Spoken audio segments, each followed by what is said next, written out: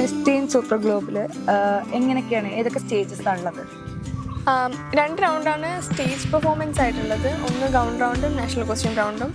അതായത് ഞങ്ങൾക്ക് May 7th programme start ചെയ്തിട്ട് 9th കഴിയുന്നത്.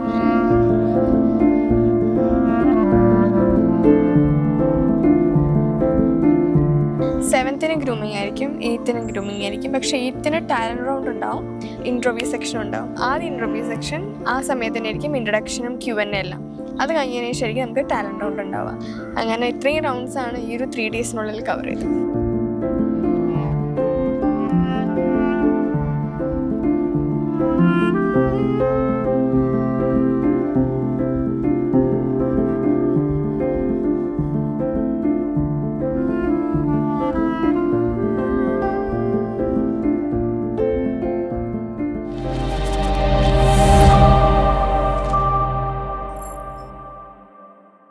കേരളത്തിൽ നിന്നും മിസ് ടീൻ പട്ടത്തിനായി ഇന്ത്യയെ പ്രതിനിധീകരിക്കുന്ന ഒരു മിടുക്കിയാണ് ഇന്ന് നമുക്കിപ്പോൾ ഉള്ളത്.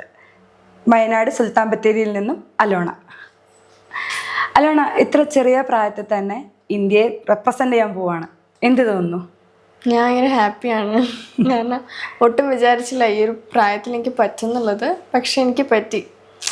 ഞാൻ എന്നെ തന്നെ വിശ്വസിച്ചു, അപ്പം എനിക്ക് പറ്റി. നമ്മളെ കേരളത്തിൽ നിന്നൊക്കെ മോഡലിംഗ് രംഗത്തേക്ക് വരിക എന്ന് പറയുമ്പോൾ കുറേ പ്രതിസന്ധികൾ കടന്നിട്ടാവുമല്ലോ വന്നിട്ടുണ്ടാവുക. എങ്ങനെയാണ് ഈ മോഡലിംഗ് രംഗത്തേക്ക് എത്തിയത്? എനിക്ക് ചെറുപ്പം തൊട്ട് ഇഷ്ടമുണ്ടായിരുന്നു. പക്ഷേ അതായത് ഇപ്പോഴാണ് എനിക്ക് കുറച്ചും കൂടി എക്സ്പ്രസ് ചെയ്യാനായിട്ട് പറ്റിയത്. അങ്ങനെ ഞാൻ 10th പഠിക്കുന്ന സമയത്താണ് എനിക്ക് ആദ്യമായിട്ട് ചെയ്യണം എന്നുള്ളൊരു തോട്ട് വന്നത്. അപ്പം എൻ്റെ സ്കൂളിൽ ഒരു ഓഡീഷൻ നടക്കുന്നുണ്ടായിരുന്നു, ഒരു പേജൻറ്റിലേക്കുള്ള ഒരു ഓഡീഷൻ പോലെ. അതൊരു നോർമൽ കേരളത്തിലെ പേജൻ്റായിരുന്നു. അപ്പം ആ പേജൻറ്റിലേക്ക് കുട്ടികളെ എൻ്റെ സ്കൂളിൽ നിന്ന് എടുക്കാൻ വേണ്ടി. അപ്പം ഞാൻ ഗ്രൂപ്പിൽ മെസ്സേജ് ഉണ്ടായിരുന്നു. അപ്പം ഞാൻ ഗ്രൂപ്പിൽ മെസ്സേജ് കണ്ടപ്പം ഞാൻ ഭയങ്കര എക്സൈറ്റഡ് ആയിരുന്നു, എന്തായാലും ചെയ്യണം.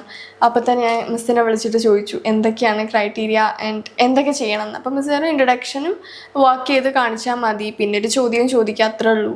ഞാൻ ഇവിടുന്ന് ഭയങ്കര വെൽ പ്രിപ്പയർഡായിട്ട് ഇൻട്രഡക്ഷനും എല്ലാം പഠിച്ച് പോയി, വാക്കിംഗ് ഒക്കെ പ്രാക്ടീസ് ചെയ്ത്. ആ സമയത്ത് ഞാൻ അങ്ങനെ വാക്കിങ്ങിൽ അത്ര പ്രോ ഒന്നുമല്ല, അങ്ങനെ ബെസ്റ്റ് വാക്കിങ് അങ്ങനെ ട്രെയിനിങ് ഒന്നും കിട്ടാത്ത ഒരു നോർമൽ കുട്ടി. അപ്പോൾ അങ്ങനെ ഇരിക്കുമ്പം ഞാൻ നെക്സ്റ്റ് ഡേ സ്കൂളിൽ പോയി. അപ്പം ഞാൻ ഈ ഓഡീഷൻ ഇപ്പോൾ വരും എന്നുള്ള രീതിയിലാണ് വിളിക്കുന്നില്ല. ഓഡീഷൻ്റെ ടൈം ആണെന്ന് പറഞ്ഞിട്ട് വിളിക്കുന്നില്ല. ഫസ്റ്റ് ഇൻ്റർവ്യൂ കഴിഞ്ഞു, സെക്കൻഡ് ഇൻ്റർവ്യൂ കഴിഞ്ഞു, ലഞ്ച് ബ്രേക്ക് കഴിഞ്ഞു, എല്ലാം കഴിഞ്ഞു. അപ്പം ഞാൻ തന്നെ മിസ്സിനോട് പോയി ചോദിച്ചു, മിസ് ഓഡീഷൻ വിളിക്കുന്നില്ല? മിസ് പറഞ്ഞു 10th ഇല്ല, 10th only, focus on studies. അപ്പം ഞാൻ തകർന്നു പോയി. അപ്പം എനിക്ക് ഭയങ്കര വിഷമം, ഞാൻ എന്നിട്ടൊന്ന് കരഞ്ഞു. അപ്പോൾ എനിക്ക് മനസ്സിലായി എനിക്ക് ഈ ഫീൽഡിലോട്ട് അത്രയും ഇൻട്രസ്റ്റ് ഉണ്ടെന്ന് എനിക്ക് മനസ്സിലായി.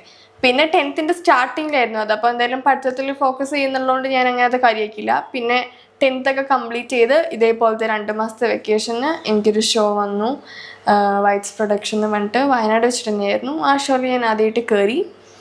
എൻ്റെ ഒരു അങ്കിള് വഴി ഞാൻ ആ ഷോയിൽ കയറി. ആ ഷോയിൽ ഞാൻ പറഞ്ഞില്ല, ഞാൻ ബിഗിനറായിരുന്നു. അപ്പോൾ എനിക്ക് മിസ് ഫോട്ടോജനിക് എന്നുള്ള സബ്ടൈറ്റിലാണ് കിട്ടിയത്. പിന്നെ എനിക്ക് മനസ്സിലായി ഈ ഫീൽഡിൽ എനിക്ക് എന്തെങ്കിലും ആവണം എന്നുള്ളത് എനിക്ക് തോന്നി. അങ്ങനെ പിന്നെ മിസ് ടീൻ ട്രെയിനിങ്ങിനൊക്കെ പോയി തുടങ്ങി.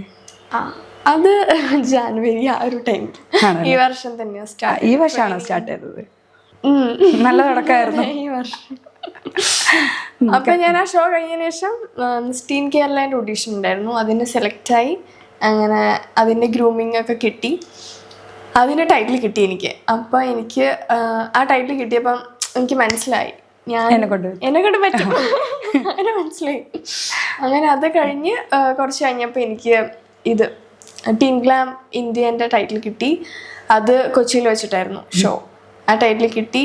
പിന്നെ ഇപ്പം മിസ് ടീൻ സൂപ്പർ ഗ്ലോബ് കിട്ടി. ഇനിയിപ്പം ടീൻ ഗ്ലാം വേൾഡ് ഫൈനൽസ് വരികയാണ് നെക്സ്റ്റ് മന്ത്, June 17 തൊട്ട് 23 വരെ. എക്സൈറ്റഡും അതിനുള്ള പ്രിപ്പറേഷനിലുമാണ്. അത് കഴിഞ്ഞിട്ടാണ് MTSTൻ്റെ വേൾഡ് ഫൈനൽസ് ഓഗസ്റ്റിൽ. ആരാണ് കൂടുതൽ സപ്പോർട്ട് ചെയ്യാനോ കൂടെ ഉണ്ടായിട്ടുള്ളത്? ഫാമിലി മൊത്തം ഭയങ്കര സപ്പോർട്ടാണ്. പക്ഷെ കൂടുതൽ എന്ന് പറയുകയാണെങ്കിൽ എപ്പോഴും അമ്മയായിരിക്കും. കാരണം എന്ത് ചെയ്യണ്ടെന്ന് എപ്പോഴും അമ്മ പറഞ്ഞിരുന്നുള്ളതുകൊണ്ട് എനിക്കൊരു ഗൈഡൻസ് ഉണ്ട് എപ്പോഴും. അപ്പോൾ എപ്പോഴും അമ്മയാണ് എൻ്റെ ഏറ്റവും വലിയ സപ്പോർട്ട്. പിന്നെ ചേച്ചിയും എൻ്റെ ഫാദറൊക്കെ നല്ല സപ്പോർട്ടാണ്. എന്നാലും കുറച്ചും കൂടെ കൂടുതൽ അമ്മയാണ് ഇപ്പോൾ. ആരൊക്കെയുള്ളത് വീട്ടിൽ? അമ്മ, അപ്പായി, ചേച്ചി. ചേച്ചി എന്ത് ചെയ്യണം? ചേച്ചി ജർമ്മനിയിൽ നഴ്സിംഗ് പഠിക്കും. ട്രെയിനിങ് എടുക്കേണ്ടത് പറഞ്ഞല്ലോ, എവിടെയാ? അത് കാലിക്കറ്റ് അതിൽസ് അക്കാഡമി എന്ന് പറഞ്ഞ അതിൽ സാറിൻ്റെ അക്കാഡമിയാണ്. ഞാൻ ആദ്യമായിട്ട് എന്നെ വാക്ക് ചെയ്യാൻ പഠിപ്പിക്കുന്ന സാറാണ്. അപ്പം അത് always grateful for him. And സാറാണ് എന്നെ ഇങ്ങനെ ആക്കി മാറ്റിയതെന്ന് വേണമെങ്കിൽ പറയാൻ പറ്റും. ഞാനതെല്ലാ ഇൻ്റർവ്യൂവിലും പറയലുണ്ട്. അപ്പോൾ എങ്ങനെയാണ് ഇതിലേക്ക് നമ്മൾ ഒരു സ്റ്റേജ് ബൈ സ്റ്റേജ് എങ്ങനെ നമുക്ക് ഇങ്ങോട്ടേക്ക് എത്താം, അങ്ങനെയുള്ള വിവരിക്കാൻ പറ്റുമോ? അങ്ങനെ വിവരിക്കാൻ ആയോ എന്നത് എനിക്കറിയില്ല. അതൊക്കെ എങ്ങനെയാണ് എത്തിയതെന്ന് അറിയാലോ. എങ്ങനെയാണ് എത്തിയത് അതന്നെ ഈ ഒരു വലിയ സ്റ്റേജ് കഴിഞ്ഞു. അതായത് പെട്ടെന്ന് ടൈറ്റിൽ കിട്ടാൻ എനിക്ക് പറ്റിയിട്ടില്ല. അങ്ങനെ ഫസ്റ്റ് ഷോയിൽ തന്നെ ടൈറ്റിൽ കിട്ടുക അങ്ങനെ എനിക്കറിയില്ലായിരുന്നു. അതായത് ഇവിടെ ഈ ഒരു ഫീൽഡ് അത്രയും കോമ്പറ്റീഷൻ നടക്കുന്ന ഒരു ഫീൽഡ് ആണെന്ന് എനിക്ക് അറിയില്ലായിരുന്നു. ഞാൻ വിചാരിച്ചു ഈസി ആണ്, ജസ്റ്റ് നടന്ന് വന്ന ടൈറ്റിൽ കിട്ടി. അല്ലല്ലോ, ഒട്ടും ഈസി അല്ല. ഇപ്പം ഞാൻ കഴിഞ്ഞ ഷോ MTS എന്നാണ് അതിൻ്റെ ഷോർട്ടായിട്ട് പറയുക. ആ ഷോ നല്ല അത്യാവശ്യം ടഫ് കോമ്പറ്റീഷൻ ആയിരുന്നു. എനിക്ക് ഇതിനെ റെപ്രസെൻറ്റ് ചെയ്ത് ഓഗസ്റ്റിൽ പോവാം. സ്കൂളിലൊക്കെ എന്ത് പറയുന്നു ടീച്ചേഴ്സും ഫ്രണ്ട്സ്? സ്കൂളിലൊക്കെ നല്ല സപ്പോർട്ടാണ്.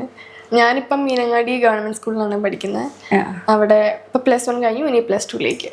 ഈ ക്ലാസ്സും ഈ മോഡലിങ്ങും ഇതൊക്കെ രണ്ടും കൂടി എങ്ങനെ ഒന്നിച്ച് കൊണ്ടുപോകുന്നു? ഞാൻ ഒന്നിച്ച് കൊണ്ടുപോകണല്ലോ. എനിക്ക് ഒന്നിച്ച് കൊണ്ടുപോകാൻ പറ്റുമെന്ന് ഞാൻ വിചാരിച്ചില്ല. പക്ഷെ സയൻസ് അല്ലേ? സയൻസ് ആണ്. ലാബൊക്കെ ഉണ്ടാവില്ലേ? ഇനി +2ലുണ്ട്. അപ്പോൾ ടീച്ചേഴ്സൊക്കെ എന്ത് പറയുന്നു? ടീച്ചേഴ്സൊക്കെ ഭയങ്കര സപ്പോർട്ടാണ്. ഞാൻ എല്ലാ ടൈറ്റിൽ കിട്ടിക്കഴിഞ്ഞാലും എൻ്റെ ക്ലാസ് ടീച്ചറിനെ വിളിക്കുന്നു, പറയുന്നു. മിസ് ഭയങ്കര ഹാപ്പിയാണ്. മിസ് അപ്പോൾ തന്നെ ഗ്രൂപ്പിലേക്ക് ഇടുന്നു, എന്നെ കൺഗ്രാജുലേറ്റ് ചെയ്യുന്നു. ഭയങ്കര സപ്പോർട്ടാണ്. ഫ്രണ്ട്സോ? ഫ്രണ്ട്സ് എന്ന് പറയാൻ എനിക്ക് മെയിനായിട്ട് എനിക്ക് ഒറ്റ ഫ്രണ്ടേ ഉള്ളൂ, റിയ എന്ന് പറഞ്ഞിട്ട്. ചൈൽഡ്ഹുഡ് തൊട്ടേ അവളാണ് എൻ്റെ ഫ്രണ്ട്, ബെസ്റ്റ് ഫ്രണ്ട്. അപ്പം എനിക്കങ്ങനെ വലിയ ഗ്യാങ്സ് ഒന്നുമില്ല. അപ്പം അവളുണ്ട്, അവൾ മതി. അങ്ങോട്ട് നിന്ന് കിട്ടിയൊരു കമ്പനി ഉണ്ട്, നജാന്ന് പറഞ്ഞിട്ട്. ഇവർ രണ്ടുപേരാണ് ഇപ്പം എൻ്റെ ബെസ്റ്റ് ഫ്രണ്ട്സ്. 10th തൊട്ട് 10th വരെ ഞാൻ സെൻറ്റ് ജോസഫിലായിരുന്നു, ഇവിടെ ബത്തേരി ഹയർ സെക്കൻഡറി സ്കൂളിൽ. ഈ ട്രെയിനിങ്ങിന് പോയി തുടങ്ങിയതിന് ശേഷമാണോ പിന്നെ അവസരം കിട്ടിയത്? ശരി കേട്ടോ. കാരണം എനിക്ക് ഈ ഫീൽഡിൽ എന്ത് ചെയ്യണമെന്ന് അറിയില്ലായിരുന്നു. ബട്ട് ഈ ഒരു അക്കാഡമിയിലേക്ക് ജോയിൻ ചെയ്തതിന് ശേഷം എനിക്ക് മനസ്സിലായി ഏകദേശം എന്തൊക്കെയാണ് ഇപ്പം ചെയ്യണം. എനിക്ക് ഓപ്പർച്യൂണിറ്റീസ് കുറച്ചും കൂടി ഓപ്പൺ ആയി തുടങ്ങിയത് ഓഫ്കോഴ്സ് അക്കാഡമിയിൽ വന്നിട്ട്. ഈ പറയുന്ന മിസ് വേൾഡ് ആവാനും അല്ലെങ്കിൽ മിസ് ഇന്ത്യ, ഈ മിസ് കാറ്റഗറീസിലൊക്കെ സൗന്ദര്യം മാത്രമാണ് ഇതിൻ്റെ ഒരു ഘടകം എന്നുള്ളതാണ് നമ്മൾ പൊതുവെ എല്ലാവരും തെറ്റിദ്ധരിച്ച് വെച്ചിട്ടുള്ളത്. പക്ഷെ സൗന്ദര്യം മാത്രമല്ല, അതിനപ്പുറം നമുക്ക് വേണ്ട കുറേ ക്വാളിറ്റീസ് ഉണ്ട്. അതെന്തൊക്കെയാ? ഞാനിത് കുറേ കേട്ടിട്ടുണ്ട്. പുറത്ത് കാണുന്ന ബ്യൂട്ടിയാണ് ഒരു പെജൻറ്റിൽ വേണ്ട ഒരു മിസ്കൺസെപ്ഷൻ നന്നായിട്ട് പോകുന്നുണ്ട്. പക്ഷെ എനിക്ക് തോന്നിയിട്ടില്ല അത് മാത്രമാണ് വേണ്ടത്. അതൊരു വലിയ ഘടകമാണ്. പക്ഷെ എല്ലാവരും അവരുടേതായ രീതിയിൽ ബ്യൂട്ടിഫുൾ ആണെന്നാണ് ഞാൻ വിശ്വസിക്കുന്നത്. പക്ഷെ നമ്മുടെ ഒരു സ്വന്തം പേഴ്സണാലിറ്റി, എങ്ങനെ നമ്മൾ ബിഹേവ് ചെയ്യുന്നു, the way we talk and the way we behave, അതൊക്കെയാണ് ആക്ച്വലി മാറ്റർ ആവുന്നത്. നമ്മുടെ പേഴ്സണാലിറ്റിയാണ് ബ്യൂട്ടീനെക്കാട്ടും മാറ്റർ ആവുന്നത്. The inside beauty actually matters എന്നാണ് ഞാൻ മനസ്സിലാക്കിയത് ഈ 1.5 ഇയേഴ്സിനുള്ളിൽ. നന്നായിട്ട് ആ ഒരു മിസ്കൺസെപ്ഷൻ ഇപ്പോഴും സൊസൈറ്റിയിൽ പോകുന്നുണ്ട്. അപ്പോൾ ഈ ട്രെയിനിങ് തരുമ്പോൾ അതിന് പേഴ്സണാലിറ്റി ഡെവലപ്മെന്റ്, അതിന് വേണ്ടിയിട്ടുള്ള ട്രെയിനിങ്, പേഴ്സണാലിറ്റി ഡെവലപ്മെന്റ്, വാക്കിംഗ്. നമ്മുടെ വാക്കിംഗ് ഏറ്റവും ബെസ്റ്റായിട്ട് മാറ്റാമെന്നാണ് ആദ്യം ചെയ്യുന്ന ഘടകം. അതിനുശേഷം നമ്മുടെ Q&A, നമ്മുടെ ഒരു സംസാര രീതി ഓക്കെ ആക്കി കൊണ്ടുവരും. പിന്നെ നമ്മുടെ ഇൻട്രൊഡക്ഷൻ, അതൊരു പേജൻറ്റിൽ ഏറ്റവും ഇമ്പോർട്ടൻ്റ് ഇൻട്രൊഡക്ഷൻ. നമ്മളെ പറ്റി പറയുകയാണല്ലോ, അപ്പോൾ അത് ഏറ്റവും ബെസ്റ്റായിട്ട് പറയണം. അപ്പം അതിന് തന്നെ കുറേ ടോൺ വേരിയേഷൻസ് ഒക്കെ ഉണ്ട്. അപ്പം അതൊക്കെ പഠിക്കുക. ടോണിനെ കുറിച്ച് പറഞ്ഞല്ലോ, അപ്പം നമ്മൾ ട്രോളുകൾ കുറേ കാണാറുണ്ട്. ഒരാൾ ഇരുന്നിട്ട് ഇപ്പോൾ ബെൽജിയം എന്നൊക്കെ വിളിച്ചിട്ട് അങ്ങനെ വിളിച്ച് പറയണ ഇത് കണ്ടിട്ടുണ്ടല്ലോ, ഒരു ഇൻട്രൊഡക്ഷൻ. അതുപോലെ തന്നെയാണോ ഇവിടെ ഇപ്പം നോർമലായിട്ടുള്ള ഇപ്പോൾ ഈ അടുത്ത പങ്കെടുക്കാൻ പോണ പരിപാടിയിലൊക്കെ ഇൻട്രൊഡക്ഷൻ ആ രീതിയിലാണോ കൊടുക്കുക? അത് ഇൻട്രൊഡക്ഷൻ അല്ല, അത് ജസ്റ്റ് നമ്മുടെ സ്റ്റേറ്റ് അല്ലെങ്കിൽ നമ്മുടെ കൺട്രി ഒന്ന് പറയുന്നൊരു റൗണ്ട്. ഓക്കെ. അപ്പൊ അതിൽ അങ്ങനെ തന്നെ പറയണം? നമ്മൾ അങ്ങനെ തന്നെ പറയണം. അത് ആ റൗണ്ട് അങ്ങനെയാണ്. ഇതിപ്പം ഇന്ത്യയിൽ വെച്ച് നടക്കുന്ന ഷോ ആണെങ്കിൽ ഞാനിപ്പം കേരള എന്ന് പറയണം. ഓക്കെ. അലോണേന്റെ കൂടെ അലോണേന്റെ ഏജിലുള്ള ആൾക്കാർ തന്നെയായിരിക്കും ഉണ്ടാവും? അത് ഏജ് കൂടുതലുള്ള ആൾക്കാർ? ഏജ് കൂടുതലുള്ളവരുണ്ടാവും. ഇപ്പം ഞാൻ മിസ് ടീൻ സൂപ്പർ ഗ്ലോബിന്റെ ഈ ഷോ ചെയ്ത സമയത്ത് കാലിക്കറ്റ് വെച്ചിട്ടായിരുന്നു ഷോ, അരുൺ ടെന്ന സാറിന്റെ ഷോ. ഈ ഷോ ചെയ്തപ്പം ഞാൻ 16, അതേപോലെ 18, 19 വരെയുള്ള ചേച്ചിമാരൊക്കെ ഉണ്ടായിരുന്നു എൻ്റെ കാറ്റഗറിയിൽ. അങ്ങനെ ടീൻ എന്ന് പറഞ്ഞാൽ ആ സെക്ഷൻ മൊത്തം ഉണ്ടാവും. അങ്ങനെ ഇന്ന ഏജ് മാത്രമേ ഉണ്ടാവുള്ളൂ, അങ്ങനെ ഉണ്ടാവില്ല. ടീൻ മൊത്തത്തിലുണ്ടാവും. അപ്പൊ ഒരു ഏജ് ഗ്രൂപ്പ് മൊത്തത്തില് അങ്ങനെ. എൻ്റെ കാറ്റഗറീൻ്റെ തൊട്ട് താഴെ പ്രീ ടീൻ കിഡ്സ് അങ്ങനെ പോകുന്നുണ്ട്. അപ്പം കിഡ്സ് എന്ന് പറയുമ്പോൾ 5 വയസ്സ് മാത്രമായിരിക്കില്ല, 6 അങ്ങനെ ഓൾമോസ്റ്റ് ചെറിയ പിള്ളേരുടെ എല്ലാം വരും. ഇപ്പൊ ഇതിന്റെ ഒരു പീക്ക് ലെവൽ എന്താണ് ലക്ഷ്യം വെക്കണത് ഈ മോഡലിംഗ് ഫീൽഡിൽ തന്നെ? എനിക്ക് മിസ് യൂണിവേഴ്സ്, മിസ് വേൾഡ് അതൊക്കെയാണ് എൻ്റെ എയിം. അപ്പം അതിലേക്കുള്ളൊരു പോക്കാണ് കണ്ടുകൊണ്ടിരിക്കുന്നത്. അപ്പൊ ഞങ്ങൾക്ക് ഭാവിയിൽ ഒരു മിസ് ഇന്ത്യ ആയിട്ടോ മിസ് വേൾഡ് ആയിട്ടോ ഒക്കെ കാണാൻ പറ്റും. പറ്റട്ടെ. അതർ ദാൻ മോഡലിംഗ് എന്താവാനാണ് ആഗ്രഹം? മോഡലിംഗ് ആണ് എൻ്റെ ശരിക്കുള്ള ഫ്യൂച്ചറായിട്ട് ഞാനിപ്പോൾ കാണുന്നത്. അതല്ലാണ്ട് എനിക്ക് പോകുന്ന സമയത്ത് ഇപ്പം ഞാൻ +2 ആണ്. +2 കഴിഞ്ഞിട്ട് ഇപ്പം ഇംഗ്ലീഷ് ഡിഗ്രി എടുത്ത് ലെക്ചർ ആവാനാണ് എൻ്റെ ഒരു പ്ലാൻ. മോഡലിംഗ് തന്നെ മാതൃക, അങ്ങനെ റോൾ മോഡൽ ആയിട്ടുള്ള ഒരാള് അങ്ങനെ പറയുമ്പോൾ ആരാണ്ടാവുക? ഞാനിപ്പം എനിക്ക് വന്ന എല്ലാ ഇന്റർവ്യൂസിലും ഞാൻ പറഞ്ഞത് ഒരാളെയാണ്, Rachel Gupta. Always grand miss grand international 2020. Okay. എന്തുകൊണ്ടാ? പുള്ളിക്കാരി എല്ലാം കൊണ്ടും എന്താ പറയുക, ഡിസ്ക്രൈബ് ചെയ്യാൻ പറ്റില്ല, അത്രയും അമേസിങ് ആണ്. The way she work and speaking ഒക്കെ ആണെങ്കിലും അത്രയും ഇൻസ്പയറിങ് ആണ്. അപ്പം എനിക്ക് തന്നെ ഞാൻ ചോദിച്ചിട്ടുണ്ട് എന്തുകൊണ്ടാണ് എനിക്ക് രേച്ചൽ ഗുപ്തൻ ഇത്രയ്ക്ക് ഇഷ്ടം. പക്ഷെ എനിക്ക് മനസ്സിലായിട്ടില്ല. ബിക്കോസ് എൻ്റെ ഫീൽഡിൽ, അതായത് ഇപ്പം ഞാൻ എന്ത് ചെയ്യുകയാണെങ്കിലും എൻ്റെ ഫീൽഡിൽ ഓട്ടോമാറ്റിക്കായിട്ട് രേച്ചൽ ഗുപ്തൻ്റെ വീഡിയോ വരും. ഞാൻ ഓട്ടോമാറ്റിക്കായി ലൈക്ക് ഇട്ട് പോകും. ലൈക്ക് ജസ്റ്റ് ആ ഒരു ഫേസ് കാണുമ്പോൾ തന്നെ ലൈക്ക് ഇടാൻ എനിക്ക് തോന്നും. എനിക്കറിയില്ല. ഒരു കുറച്ച് ഇൻസിഡൻസ് ഒക്കെ ഉണ്ടായിരുന്നല്ലോ ഇപ്പൊ റേച്ചൽ ഗുപ്തയായിട്ട് ബന്ധപ്പെട്ടിട്ട്. ആ സമയത്താണ് ഞാനും റേച്ചൽ ഗുപ്തനെ അധികവും ശ്രദ്ധിച്ചു തുടങ്ങിയത്. അറിയാം. ഇപ്പൊ മിസ് ഇന്ത്യ ആവാൻ അല്ലെങ്കിൽ മിസ് യൂണിവേഴ്സ് ആവാൻ നമ്മൾ എന്തൊക്കെ ഘടകങ്ങൾ കഴിഞ്ഞു വരണം? എൻ്റെ ഒരു ഇത് വെച്ചിട്ട് ഞാൻ പറയാം. ആദ്യം തന്നെ മിസ് ഗ്രാൻഡ് കേരള ഉണ്ടാവും. ഇപ്പം മിസ് ഗ്രാൻഡ് ഇന്റർനാഷണലിലേക്ക് പോകുന്ന സമയത്ത് മിസ് ഗ്രാൻഡ് കേരള ഉണ്ടാവും. അവർ നിൽക്കുന്ന സ്റ്റേറ്റിൽ ഒരു ഷോ എന്തായാലും ഉണ്ടാവും. ആ ഷോയിൽ ടൈറ്റിൽ കിട്ടിക്കഴിഞ്ഞാൽ നമുക്ക് കേരളനെ റെപ്രസെൻറ്റ് ചെയ്തിട്ട് ഇന്ത്യയിലേക്ക് പോകാം. അവിടെ മിസ് ഗ്രാൻഡ് ഇന്ത്യ എല്ലാ സ്റ്റേറ്റിൽ നിന്നുള്ള കണ്ടസ്റ്റൻസ് ഉണ്ടാവും. അവിടുന്ന് നമ്മൾ മിസ് ഗ്രാൻഡ് ഇന്ത്യയിൽ നിന്ന് ടൈറ്റിൽ കിട്ടി കഴിഞ്ഞിട്ടുണ്ടെങ്കിൽ നമുക്ക് ഇന്ത്യനെ റെപ്രസെൻറ്റ് ചെയ്ത് മിസ് ഗ്രാൻഡ് ഇന്റർനാഷണലിൽ പോവാം. അപ്പോൾ കഴിഞ്ഞ വർഷം ഇപ്പോൾ ഈ ചേച്ചി പറഞ്ഞ വിശാഖ കൻവന്ന് പറഞ്ഞ ചേച്ചിയാണ് പോയത്. മിസ് ടീൻ സൂപ്പർ ഗ്ലോബിൽ ടൈറ്റിൽ വിന്നറാണ്. അപ്പൊ ആരൊക്കെയായിരുന്നു ഫസ്റ്റും സെക്കൻഡും ഒക്കെ? സെക്കൻഡ് കിട്ടിയത് ഒഡീഷ. നമ്മളിങ്ങനെ കേരളയിൽ അങ്ങനെ ഒരു സ്റ്റേറ്റിനെ റെപ്രസെൻറ്റ് ചെയ്തില്ലേ പോകും. അപ്പോൾ തേർഡ് കിട്ടിയത് വെസ്റ്റ് ബംഗാൾ. അപ്പൊ ഇവരൊക്കെ ഇനി എന്താ അടുത്ത സ്റ്റേജ്? ഇവർക്കും എൻ്റെ കൂടെ, അതായത് തായ്ലാൻഡ് നടക്കുന്ന ഷോയിൽ ഇന്ത്യനെ റെപ്രസെൻറ്റ് ചെയ്യാം. ഇവർക്കും റെപ്രസെൻറ്റ് ചെയ്യാൻ പറ്റും. അവരൊക്കെ സെയിം ഏജ് ഉള്ളവർ തന്നെയാ? അല്ല, അതിലിപ്പോൾ എന്നെക്കാട്ടും മൂത്ത 2 പേരുണ്ട്. അതായത് എൻ്റെ അതേ ഏജ് ആയിരിക്കില്ല ഒരിക്കലും. ഒന്നല്ലെങ്കിൽ എന്നെ താഴെ അല്ലെങ്കിൽ എൻ്റെ മുകളിൽ. ഒരിക്കലും എൻ്റെ ഏജ് ഉള്ളവർ അല്ല. ഈ ഫീൽഡ് എങ്ങനെയുണ്ട് മൊത്തത്തിൽ? മോഡൽ ഫീൽഡ് ഭയങ്കര കോമ്പറ്റീറ്റീവാണ്. നല്ല കോമ്പറ്റീഷനുള്ള ഫീൽഡാണ്. ആൻഡ് നമ്മളൊന്ന് ഒരിക്കലും എന്താ പറയുക, ഒരിക്കലും നമുക്ക് ഒറ്റ ആളായിട്ട് നിൽക്കാൻ പറ്റില്ല. കുറച്ച് ധൈര്യം അങ്ങനെയൊക്കെ വേണം. കാരണം എപ്പോഴും ഈ ഫീൽഡിൽ നമുക്ക് ഹൈ മാത്രം ഉണ്ടാവില്ല, നല്ല ലോസ് ഉണ്ടാവും. അപ്പം ഇവിടെ കഴിഞ്ഞു വിചാരിച്ച് നിൽക്കരുത്. അങ്ങനെ, അതായത് ഏത് സിറ്റുവേഷൻ ഹാൻഡിൽ ചെയ്യാനുള്ളൊരു അതെ ആ ഒരു മനസ്സ് വേണം. എപ്പോഴും ഹൈ ഉണ്ടാവില്ല ഈ ഫീൽഡിൽ, കാരണം അങ്ങനത്തെ ഒരു ഫീൽഡല്ല. അപ്പം അത് പ്രതീക്ഷിച്ച് ഒരിക്കലും ഈ ഫീൽഡിലേക്ക് വരാൻ പറ്റില്ല. ഫാമിലിയിൽ ആദ്യമായിട്ടാണോ അതോ ഫാമിലി വേറെ ആരെങ്കിലും ഇതുപോലെ? ഫാമിലിയിൽ ആദ്യമായിട്ടാണ്. ഫാമിലിന്റെ റിലേറ്റീവ്സിന്റെ ഒക്കെ ഒരു ഇതെങ്ങനെയാണ്? എല്ലാവരും ഭയങ്കര ഹാപ്പി ആയിരുന്നു. എല്ലാവരും ഭയങ്കര സപ്പോർട്ടീവാണ്. വിളിച്ചിരുന്നോ? കസിൻസ് ഒക്കെ ഉണ്ടോ കുറെ? എല്ലാവരും എന്നെ കൺഗ്രാറ്റുലേഷൻ പറയാൻ വിളിച്ചിരുന്നു. എന്തൊക്കെ രീതിയിലുള്ള പ്രിപ്പറേഷൻസ് ആയിരുന്നു ഇതുവരെ എത്താൻ വേണ്ടി എടുത്തിട്ടുള്ളത്? ബോഡി ഫിറ്റ്നസ് നന്നായിട്ട് വേണം. പിന്നെ സ്കിൻ കെയർ അതെന്തായാലും ചെയ്യണം. പിന്നെ നമ്മൾ ഈ ഡെയിലി നമ്മളെന്തായാലും നമ്മുടെ വാക്കിംഗ് പ്രാക്ടീസ് ചെയ്യണം. ആൻഡ് ദ വേ നമ്മൾ സംസാരിക്കുന്ന രീതി, ഈവൻ ഇരിക്കുന്ന രീതിയാണെങ്കിൽ പോലും നമ്മളത് പ്രാക്ടീസ് ചെയ്യണം. ഇരിക്കുന്നവരെ വേറെ തന്നെ രീതിയിലാണ്. സോ അത് തന്നെ നമ്മൾ പ്രാക്ടീസ് ചെയ്യണം. ടീമിൻ്റെ ഇതിന് പോവുകയാണെങ്കിലും ഇപ്പോൾ സ്റ്റേജിലുള്ള പെർഫോമൻസിന് മാത്രമല്ല അവർ ഒബ്സർവ് ചെയ്യാന്ന്, അങ്ങനെയാണോ? അതായത് മൊത്തത്തിൽ നമ്മൾ ഓവറോൾ ബിഹേവിയറിന് മാർക്ക് ഉണ്ടാവും. അപ്പം നമ്മൾ ഇതൊക്കെ ശീലമാക്കിയിരിക്കണം. ഗ്രൂമിങ് സമയത്ത് ആക്ച്വലി നമ്മുടെ കോമ്പറ്റീഷൻ സ്റ്റാർട്ട് ചെയ്യും. ഗ്രൂമിങ് തൊട്ടേ സ്റ്റാർട്ട് ചെയ്യും. ഓൾമോസ്റ്റ് എല്ലാ ഷോയിലും അവർ ജസ്റ്റ് ഇങ്ങനെ നോട്ട് ചെയ്ത് വെക്കും. പിന്നെ നമ്മൾ സ്റ്റേജിൽ അതേപോലെ നമ്മുടെ പെർഫെക്ഷൻ കാണിക്കുകയാണെങ്കിൽ അവർ ഇംപ്രസ് ആവും. അപ്പോൾ ഓരോ നിമിഷം നമ്മൾ ശ്രദ്ധിച്ച് കണ്ടൊക്കെ നിൽക്കണം. ചെറുപ്പം തൊട്ടേ ഇങ്ങനെ തന്നെയാണോ അതോ ഇപ്പം ഇതിന് മോഡലിങ്ങിന് വേണ്ടിയിട്ട് ഇങ്ങനെ മെയിൻറ്റെയിൻ ചെയ്തുകൊണ്ട് വരുന്നതാണോ? എൻ്റെ ബോഡിയാണോ മൊത്തത്തിൽ? അല്ല, എനിക്കൊക്കെ ഉണ്ടല്ലോ ഇപ്പം അങ്ങനെ, മീൻസ് വേറെ തന്നെ ക്യാരക്ടർ വേറെ ആയിട്ടുണ്ടോ? എനിക്കാ വീട്ടിൽ ഞാൻ കുറച്ച് എക്സ്ട്രോവേർട്ടാണ്, പക്ഷെ പുറത്തേക്ക് ഞാൻ അത്യാവശ്യം ഇൻട്രോവേർട്ട്. ഫ്രണ്ട്സിന്റെ ഇടയിലൊക്കെയോ?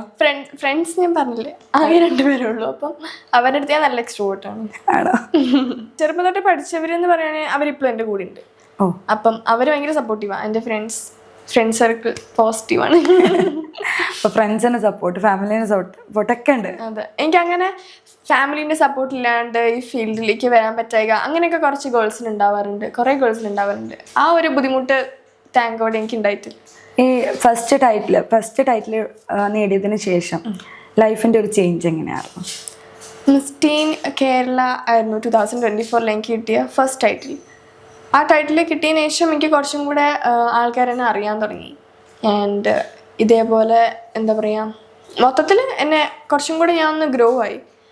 ആൻഡ് എൻ്റെ ക്യാരക്ടർ കുറച്ചും കൂടെ ഡെവലപ്മെൻ്റ് ആയി. ആൻഡ് അതുതന്നെയാണ് എനിക്ക് കിട്ടിയ ഏറ്റവും വലിയ ഗ്രോത്ത്. എനിക്ക് എന്നെ തന്നെ കുറച്ചും കൂടെ ഗ്രോ ചെയ്യാൻ പറ്റി. ടീനേജ് എന്ന് പറയുമ്പോൾ എപ്പോഴും മാതാപിതാക്കളുടെ ഒരു കൈപ്പിടിയിലായിരിക്കും. അപ്പോൾ ഇങ്ങനെ ആഗ്രഹമുള്ള പലർക്കും പല സമയത്ത് പുറത്തേക്ക് വരാൻ സാധിച്ചൊന്നുമില്ല, പാരൻസിന് സപ്പോർട്ട് ഇല്ലെങ്കിൽ ഉറപ്പായിട്ടും. അതിനൊക്കെ എങ്ങനെയാണ് കാണുന്നത്? അതേമാതിരി ഇപ്പോഴും കുറേ ഗേൾസിന് അവരുടെ ഡ്രീംസിൽ നിന്ന് പുറത്തേക്ക് വരാൻ പറ്റുന്നില്ല. ഒന്നല്ലെങ്കിൽ അവരുടെ ഫാമിലി ആയിരിക്കും, അല്ലെങ്കിൽ സൊസൈറ്റി കാരണം അവർക്ക് പുറത്തേക്ക് വരാൻ പറ്റായികയുണ്ട്. അപ്പോൾ എൻ്റെ ഒരു മേജർ എയിം എന്ന് പറയുന്നത് അങ്ങനത്തെ ഗേൾസിനെ അവരുടെ ഡ്രീംസിലേക്ക് കൊണ്ടുവരിക, അവരുടെ അച്ചീവ്മെൻറ്റ്സ് അല്ലെങ്കിൽ അവരുടെ ഒരു വേ ഓഫ് തിങ്കിങ് അതിലേക്ക് അവരെ തന്നെ എത്തിക്കുക. അത് എൻ്റെ ജേണിയിലൂടെ എനിക്ക് പറ്റുകയാണെങ്കിൽ അതാണ് എനിക്ക് തന്നെ എന്നോട് ചെയ്യാൻ പറ്റുന്ന ഏറ്റവും നല്ല കാര്യം. ഈ സോഷ്യൽ മീഡിയ, ഇൻസ്റ്റഗ്രാം അതിലൊക്കെ അത്യാവശ്യം നല്ല രീതിക്ക് ആക്റ്റീവ് ആണല്ലോ. റീൽസും മറ്റു കാര്യങ്ങളും ഫോളോവേഴ്സൊക്കെ അല്ലേ? അത്യാവശ്യം. ഇനി ഭാവിയിൽ ഇപ്പം നമുക്കറിയാം മോഡലിംഗ്, പൊതുവെ എല്ലാവരും പറയാം മോഡലിംഗ് കഴിഞ്ഞ സിനിമ, ആ രീതി സിനിമയിലേക്ക് താല്പര്യമുണ്ട്. ഓഫ്കോഴ്സ് എന്തായാലും ഉണ്ട്. മോഡലിംഗ് കഴിഞ്ഞാൽ ഒരു നല്ലൊരു അവസരം കിട്ടില്ല. മോഡലിംഗ് കഴിഞ്ഞെന്ന് പറഞ്ഞ് എനിക്ക് അങ്ങനെ ഒന്നും ചിന്തിക്കാൻ പറ്റില്ല. മോഡലിംഗ് എപ്പോഴും ഉണ്ടാവും. അതിന്റെ കൂടെ സിനിമ ഓഫർ വരുവാണെങ്കിൽ എന്തായാലും മറ്റെന്തൊക്കെയാണോ ഹോബീസ് ആയിട്ടൊക്കെ? അങ്ങനെ പാട്ട് കേൾക്കും. പാട്ട് പാടും? ഇല്ല, പാട്ട് പാടില്ല. പക്ഷെ നല്ല സൗണ്ട് ആണല്ലോ. ഇല്ല, ഞാൻ പാട്ട് പാടില്ല, എനിക്കിഷ്ടമില്ല. അപ്പൊ ഡാൻസ് പാട്ട് അതിലൊന്നും എനിക്കിഷ്ടമില്ല. ഞാൻ പാട്ട് പാടുന്ന എനിക്കിഷ്ടമില്ല.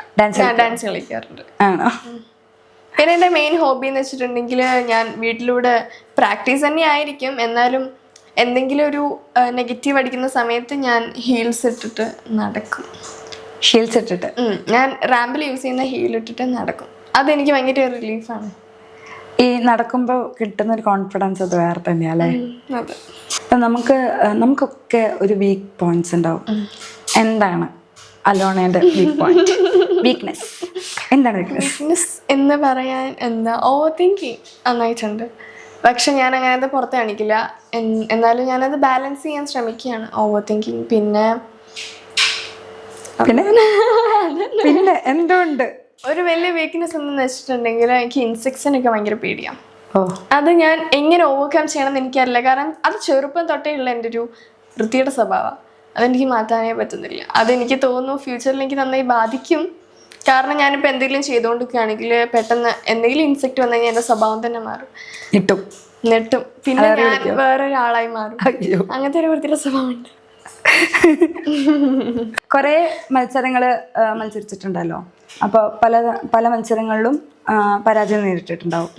ആ സിറ്റുവേഷൻ എങ്ങനെയാണ് ഹാൻഡിൽ ചെയ്തത്? ഞാൻ MTS, അതായത് മിസ് ടീൻ സൂപ്പർ ഗ്ലോബ് എന്ന് പറഞ്ഞ ഷോ ചെയ്യുന്നതിന് മുന്നേ ലാസ്റ്റ് മന്ത് ഒരു ഷോ ചെയ്തിട്ടുണ്ടായിരുന്നു ബാംഗ്ലൂർ വെച്ചിട്ട്. ആ ഷോയിൽ ഞാൻ എൻ്റെ ബെസ്റ്റ് ഞാൻ അവിടെ പെർഫോം ചെയ്തിരുന്നു. ഞാൻ എൻ്റെ 100% ഇട്ടിരുന്നു എന്നാണ് ഞാൻ വിശ്വസിച്ചിരുന്നത്. പക്ഷേ അൺഫോർച്യുനേറ്റ്ലി എനിക്ക് ടൈറ്റിൽ കിട്ടിയില്ല. സെക്കൻഡായിപ്പോയി. ഫസ്റ്റ് കിട്ടിയില്ല, സെക്കൻഡായിപ്പോയി. അപ്പം അതെന്നെ ഭയങ്കരമായിട്ട് എഫക്റ്റ് ചെയ്തു. അപ്പം ഞാൻ വിചാരിച്ചു എന്തുകൊണ്ട് എനിക്ക് ടൈറ്റിൽ കിട്ടിയാൽ എന്നെ തന്നെ ഡൗട്ട് ചെയ്യാൻ തുടങ്ങി, എന്തുകൊണ്ട് എന്നുള്ള രീതിയിൽ. അപ്പം അമ്മയാണ് എനിക്ക് പറഞ്ഞത് ഇതൊന്നും അവസാനമല്ല, മുന്നോട്ട് പോകണം. അമ്മയും പിന്നെ ഞാൻ പറഞ്ഞില്ലേ എൻ്റെ അദിൽസ് അക്കാഡമിത്തെ അദിൽ സാറിന് ഒരു വലിയ താങ്ക്സ് എനിക്ക് പറയണ്ടേ. കാരണം എനിക്ക് ആദ്യം പറഞ്ഞാൽ ഇനി ഞാൻ ഷോ ചെയ്യണം എന്ന് തന്നെ ചിന്തിച്ചായിരുന്നു ആ ഷോ കഴിഞ്ഞതിന് ശേഷം. കാരണം ഞാൻ അങ്ങനെ എഫേർട്ട് ഇട്ട് ചെയ്തൊരു ഷോയിലാണ് എനിക്ക് ടൈറ്റിൽ കിട്ടാണ്ട് പോയത്. അപ്പോൾ എനിക്കത് ഭയങ്കരമായിട്ട് വിഷമമായി. പക്ഷെ സാറ് പറഞ്ഞു ഇത് ഒരിക്കലും നിൻ്റെ എൻഡിങ് അല്ല, നിൻ്റെ ശരിക്കും സ്റ്റാർട്ടിങ് ആണ്, ഒരിക്കലും നിർത്തുന്നതിനെ പറ്റി ഒന്നും ചിന്തിക്കുകയേ ചെയ്യരുത്, നീ ഒന്നും അല്ല. അപ്പോൾ സാറാണ് എനിക്ക് പറഞ്ഞത് ഈ ഫീൽഡ് ഇങ്ങനെയാണ്, എന്തായാലും ഹൈസിൻ്റെ കൂടെ നല്ല ലോസ് ഉണ്ടാവും, അവിടെ ഒന്നും നിൽക്കരുതെന്ന്. മിസ് ടീൻ സൂപ്പർ ഗ്ലോബിൻ്റെ ടൈറ്റിൽ ലഭിച്ച സമയത്ത്, ഈ ഒരു ക്രൗൺ തല വെച്ച സമയത്ത് എന്തായിരുന്നു ആ ഒരു ഫീലിങ്സ്? ഓ, ആ ഒരു മൊമെൻറ്റിനെ പറ്റി ശരിക്കും പറഞ്ഞാൽ എനിക്ക് നന്നായി പറയാനുണ്ട്. കാരണം ഞാനിങ്ങനെ അവിടെ അതായത് നമ്മുടെ കാറ്റഗറി മൊത്തം അവിടെ നിൽക്കും. ആ സമയത്ത് എൻ്റെ ചെസ് നമ്പർ 16 ആയിരുന്നു. അപ്പം എൻ്റെ ചെസ് നമ്പർ പറഞ്ഞു കഴിഞ്ഞിട്ടാണ് നെയിം അനൗൺസ് ചെയ്യുക. അപ്പം എൻ്റെ 16 ആയതുകൊണ്ട് സെക്കൻഡ് വിളിച്ചു, തേർഡ് വിളിച്ചു, ഇനി ടൈറ്റിൽ വിന്നറിനെ അനൗൺസ് ചെയ്യാനുള്ളത്. അപ്പം ഞാനല്ലാണ്ട് ഇനി അവിടെ കുറേ ഗേൾസ് കുറേ പേര് വേറെ ഉണ്ട്, ഇനി ഞാനല്ലാണ്ട് കുറേ കണ്ടസ്റ്റൻസ് ഉണ്ട്. അപ്പം ഞാനിങ്ങനെ ഭയങ്കര നെർവസ് ആയിരുന്നു. അതേസമയം അത്രയും നേരം ഞാൻ ചിരിച്ചുകൊണ്ടായിരുന്നു ഇരുന്നത്. പക്ഷെ പെട്ടെന്ന് ടൈറ്റിൽ വിന്നറിനെ അനൗൺസ് ചെയ്യുന്ന സമയത്ത് അപ്പം ഞാൻ നല്ല ടെൻസ്ഡായി, എൻ്റെ ചിരിയൊക്കെ പോയി. അങ്ങനെ ആ സ്റ്റേജിൽ നിൽക്കുക. കാരണം ഈ ടൈറ്റിൽ പോയിട്ടുണ്ടെങ്കിൽ ഞാൻ അത്രയും വലിയ ഡൗൺഫോളിലേക്ക് ആയിരിക്കും പോവുക. അങ്ങനെ നിൽക്കുന്ന സമയത്ത് ടൈറ്റിൽ വിന്നറീസ് എന്ന് പറഞ്ഞിട്ട് 6 എന്ന് പറഞ്ഞു. അപ്പോൾ ഞാൻ നോക്കുമ്പോൾ 6 എന്ന് പറഞ്ഞിട്ട് ആരുമില്ല. കാരണം ഞാൻ വെച്ച് തീർന്നു, കഴിഞ്ഞു ഞാൻ അങ്ങനെ കഴിഞ്ഞു എന്നുള്ള രീതിയിൽ നിൽക്കുന്ന സമയത്താണ് ടീൻ എന്ന് പറഞ്ഞത്. അതായത് 16 കുറച്ച് ലേറ്റ് ആയിട്ടാണ് പറഞ്ഞത്. ഓ, അതൊരു ഡ്രീമി എഫക്റ്റ് ആയിരുന്നു. എനിക്ക് വിശ്വസിക്കാനേ പറ്റുന്നുണ്ടായിരുന്നില്ല. എന്നിട്ട് ഞാനിങ്ങനെ നടന്നു പോകുന്ന സമയത്ത് സ്റ്റേജിൽ ഞാൻ എൻ്റെ ആദിൽ സാർ നിൽക്കുന്നുണ്ടായിരുന്നു, എൻ്റെ ട്രെയിനർ. ആ ഒരു സ്റ്റേജിൽ സാറായിരുന്നു ഏറ്റവും ഹാപ്പിയസ്റ്റ് ഞാൻ ജയിക്കണം. അപ്പം ഞാൻ വിൻ ചെയ്തപ്പോൾ ആ സ്റ്റേജിൽ ഏറ്റവും കൂടുതൽ ഹാപ്പി ഞാനും ആദിൽ സാറുമായിരുന്നു. പിന്നെ ഹോൾ അബ്ദുൽസ് അക്കാഡമി ഈ ക്രൗൺ വെച്ചിരുന്ന സമയത്ത് ഒരു ഡ്രീം. എനിക്കാണെങ്കിൽ കരച്ചിൽ വരുന്നുണ്ട്, പക്ഷെ കരഞ്ഞ ആ ഫോട്ടോ കൊള്ളാവും. അങ്ങനത്തെ ഒക്കെ സാധനം എൻ്റെ മൈൻഡിൽ കൂടെ പോകുന്നുണ്ട്. അപ്പം അങ്ങനത്തെ ഒക്കെ ഒരു ഇത്. പിന്നെ ക്രൗൺ വെക്കുന്ന സമയത്ത് എനിക്കിത് വിശ്വസിക്കാനേ പറ്റുന്നില്ല. ഇത് റിയൽ ആണോ അതോ എൻ്റെ ഡ്രീം ആണോ? സത്യം പറഞ്ഞൊരു ഡ്രീമി എഫക്റ്റ്. അപ്പോൾ ഇത് നേടിയെടുത്തതിന് ശേഷം അതിൽ സാർ എന്താ പറഞ്ഞത്? ഹാപ്പി ആയിരുന്നു.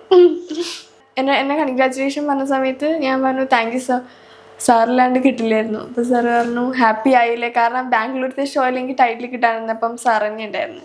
അതേപോലെ ഞാൻ വിൻ ചെയ്തപ്പോഴും സാർ തന്നെ ഉണ്ടായിരുന്നു. അതെനിക്കൊരു വലിയ അച്ചീവ്മെൻറ്റാണ്.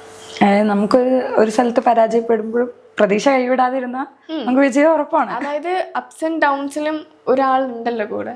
അതെ. ഫുഡ് കഴിക്കുന്ന കൂട്ടത്തിലാണോ? അടിപൊളി. ഫുഡ് കഴിക്കുന്ന ഇവിടെ വഴക്കുണ്ടായിട്ടുള്ളൂ ഞാൻ ഫുഡ് കഴിക്കാത്തേനോ? യെസ്, ഞാനും അമ്മയും വഴക്കുണ്ടാവുന്നത് ഞാൻ ഫുഡ് കഴിക്കാത്ത. അതെന്താ ഫുഡ് കഴിക്കാത്തെ? എനിക്കങ്ങനെ എന്താ പറയാ, ഞാൻ അധികം പറ്റുന്നില്ല. ഫുഡിനോട് അത്ര താല്പര്യമില്ല. ഇല്ല, ഞാൻ ഫുഡിയാണ്, നന്നായി കഴിക്കും. പക്ഷെ എല്ലാവരും പറയുന്നത് ഞാൻ കഴിക്കുന്നില്ല. പക്ഷെ ഞാൻ പറയുന്നത് ഞാൻ നന്നായി കഴിക്കും. ഇഷ്ടപ്പെട്ട ഫുഡ് ഏതാ? എല്ലാ ഫുഡും ഇഷ്ടമാണ്. പക്ഷെ അമ്മ ഉണ്ടാക്കുന്ന ഫുഡാണ് കുറച്ചുകൂടി ഇഷ്ടം. അമ്മ ഉണ്ടാക്കുന്നതിൽ നന്നായിട്ട് ബിരിയാണി ഉണ്ടാക്കും. അതെയോ? ഞാൻ ഇതുവരെ അടിപൊളി, ഞാൻ പൊക്കി പറയല്ല, പക്ഷെ ഏറ്റവും അടിപൊളി ബിരിയാണി അമ്മേൻ്റെ. ചായയാണോ കാപ്പിയാണോ ജ്യൂസാണോ? ഓൾവേസ് ചായ. എത്ര ടയേർഡാണെങ്കിലും ചായ കുടിച്ചിട്ടുണ്ടെങ്കിൽ നമ്മൾ ഓക്കെ ആവും. എനിക്ക് അങ്ങനെ തോന്നിയത് കേട്ടോ. ഞാൻ ഇങ്ങനെ ചില സമയത്ത് കാണാറുണ്ട് ചായ ഇഷ്ടമല്ല. അപ്പം ഞാൻ ഇങ്ങനെ ചോദിക്കും, ഇതെങ്ങനെ ചായ ഇഷ്ടമല്ലാണ്ടാവുക ഒരാൾക്ക് ചായയൊക്കെ. ഞാനും എൻ്റെ കസിനും കൂടെ ഒന്നിച്ചാൽ പിന്നെ ഫുൾ ചായ കൂടിയിരിക്കും. കോഫി അത്രയ്ക്ക് ഇഷ്ടമല്ല. ഇപ്പോഴത്തെ ടീം, അതായത് നമ്മുടെ ഇപ്പോഴത്തെ ജനറേഷൻ എല്ലാവരും സോഷ്യൽ മീഡിയ അങ്ങനെയുള്ള ഇതൊക്കെ യൂസ് ചെയ്ത് ഫോൺ അഡിക്ഷൻ എന്ന് പറയാൻ പറ്റില്ല, എന്നാലും ഫോണില്ലാതെ ഇരിക്കാൻ പറ്റില്ല എന്നുള്ള രീതിയിലേക്കാണ് നമ്മുടെ ഈ ഒരു ടീമിൻ്റെ അവസ്ഥ. അതാണ് ഫോൺ ഉപയോഗിക്കുന്ന കൂട്ടത്തിലാണോ? അതെ ആണ്. അതായത് ആവശ്യത്തിന് എന്ന് വെച്ചിട്ട് ഞാൻ ഫോൺ ഇല്ലാണ്ട് ഒരു ലൈഫ് എനിക്ക് ചിന്തിക്കാൻ പറ്റുമെന്ന് പറഞ്ഞാൽ എനിക്ക് അഫ്കോഴ്സ് ചിന്തിക്കാൻ പറ്റും. കാരണം ഫോണല്ല ഒരിക്കലും ലൈഫിൻ്റെ ഒരു മേജർ പോയിന്റ്. ആ ജസ്റ്റ് സൈഡായിട്ട് ഞാൻ കാണുന്നത്. ഇപ്പം എന്നോട് ഫോൺ ഉപയോഗിക്കാണ്ട് നിനക്ക് സർവൈവ് ചെയ്യാൻ പറ്റുമോ എന്ന് ചോദിച്ചിട്ടുണ്ടെങ്കിൽ അഫ്കോഴ്സ് എനിക്ക് പറ്റും. ഫോണിൽ ഒരിക്കലല്ല എൻ്റെ ലൈഫ് ഞാൻ ഡിപ്പെൻഡ് ചെയ്ത് വെച്ചിരിക്കുന്നത്. മോഡൽസിനോടൊക്കെ അധികം ചോദിക്കുന്ന ചോദ്യമാണ് ഈ സ്ത്രീകളുടെയും കുട്ടികളുടെയും സുരക്ഷയായിട്ട് ബന്ധപ്പെട്ടുള്ള കാര്യങ്ങൾ. ഈ 2026 സ്ത്രീകൾ അത്യാവശ്യം നല്ല രീതിക്കുള്ള വെല്ലുവിളികൾ ഫേസ് ചെയ്യുന്നുണ്ട്. അവരിപ്പോഴും ഒട്ടും സുരക്ഷിതരല്ല എന്ന് തന്നെയാണോ തോന്നുന്നത്? അഫ്കോഴ്സ് അല്ല, ആണ്. പക്ഷെ ഇപ്പോഴും നമ്മുടെ സൊസൈറ്റീൻ്റെ പല ഏരിയാസിലായിട്ട് ഇപ്പോഴും കുറേ വുമൺ സ്ട്രഗിൾ ചെയ്യുന്നുണ്ട്. കാരണം മെൻ തന്നെയാണ് റീസൺ. അവരെത്ര അല്ലാന്ന് പറഞ്ഞിട്ടുണ്ടെങ്കിലും ആണ്. അത് ശരിക്കും ഡെവലപ്പ് ആവാനുണ്ട്. ഇപ്പം ഈ കല്യാണം കഴിച്ച് ഗാർഹിക പീഡനങ്ങൾ അനുഭവിക്കുന്ന കുറേ ടൈപ്പ് ആൾക്കാരുണ്ടാവും. അവരോടൊക്കെ എന്താ പറയാനുള്ളത്? അവരോടൊക്കെ എന്താ പറയാനുള്ളതെന്ന് വെച്ചാൽ എപ്പോഴും കോൺഫിഡൻ്റ് ആയിട്ടിരിക്കുക. എന്തെങ്കിലും സംഭവിച്ചിട്ടുണ്ടെങ്കിൽ അറ്റ്ലീസ്റ്റ് ഫാമിലിയെങ്കിലും അറിയണമെന്ന് അറിയിക്കുക. ഫാമിലീനെങ്കിലും അറിയിക്കുക. ഒരിക്കലും ഒറ്റയ്ക്ക് എല്ലാം കൂടെ ഞാൻ സഫർ ചെയ്തോളാം വെച്ചിരിക്കരുത്.